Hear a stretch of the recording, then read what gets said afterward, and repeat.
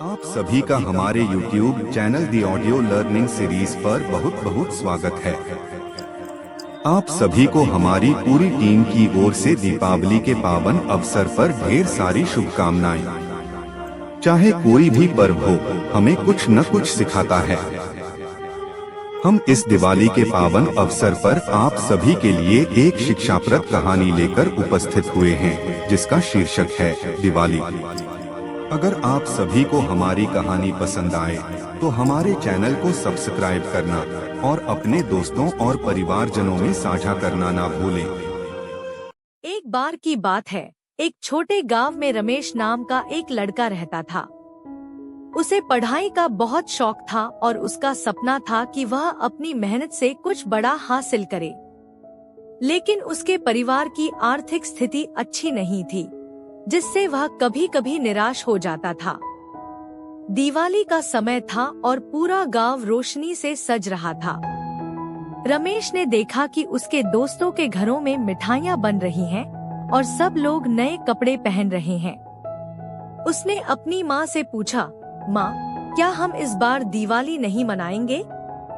उसकी माँ ने मुस्कुराकर कहा, बेटा, दिवाली सिर्फ रोशनी और मिठाइयों से नहीं, बल्कि दिल की खुशी से मनाई जाती है। रमेश का मन बुझा हुआ था, लेकिन उसने सोचा कि वह कोशिश करेगा कि इस बार कुछ खास करे।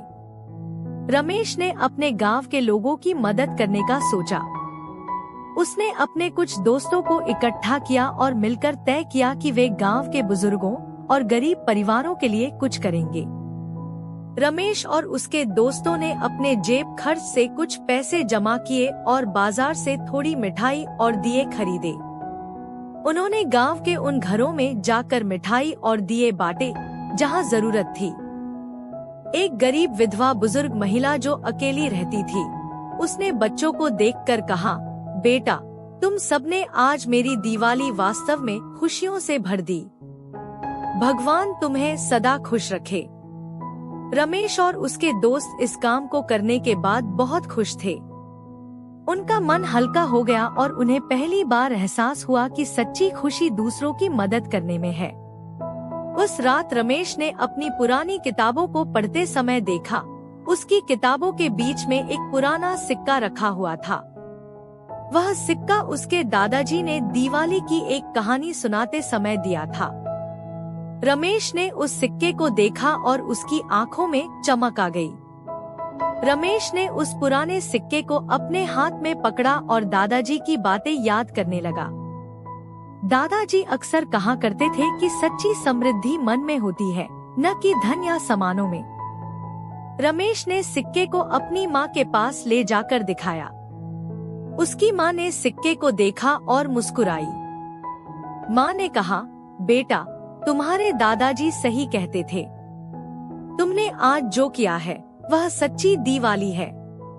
अगली सुबह गांव में चर्चाएं हो रही थी। रमेश और उसके दोस्तों के काम की चर्चा पूरे गांव में हो रही थी। गांव के मुखिया ने रमेश और उसके दोस्तों को बुलाया और उनके साहस और करुणा की तारीफ की। मुखिया ने कहा, तुमने हमें सिखाया है कि सच्ची खुशी दूसरों की मदद करने में है। रमेश और उसके दोस्तों ने वह दिवाली पूरे दिल से मनाई। उन्होंने सीखा कि दिवाली सिर्फ रोशनी और धूम धड़ाका नहीं है, बल्कि दूसरों के जीवन में रोशनी लाने का अवसर है। उस दिन से रमेश के मन में एक नया जोश आ गया। अब वह अपनी पढ़ाई के साथ साथ गांव के लोगों की मदद भी करता था।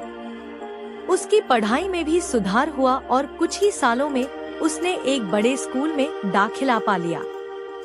अंत में रमेश ने अपने दृढ़ निश्चय और मेहनत से अपने सपनों को साकार किया।